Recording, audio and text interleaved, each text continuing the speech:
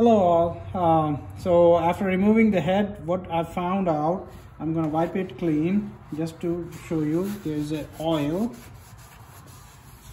So I want to see if the oil is leaking from the piston itself or something else.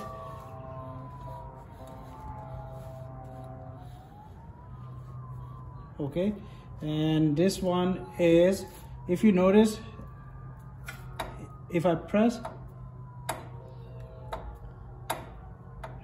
this piston rocks. It's like a piston slab kind of, I think. I'm not sure, I'm not really genius here, but this is, in my opinion, it should not rock side to side.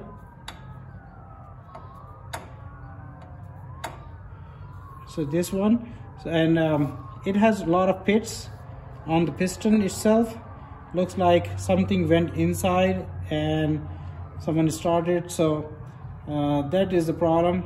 I also see some marking on the piston itself, maybe it's ID. So right now my goal is to put back new gasket and run it and see how it works, and then I can plan and order piston rings, new piston rings, and see how it goes. That's all.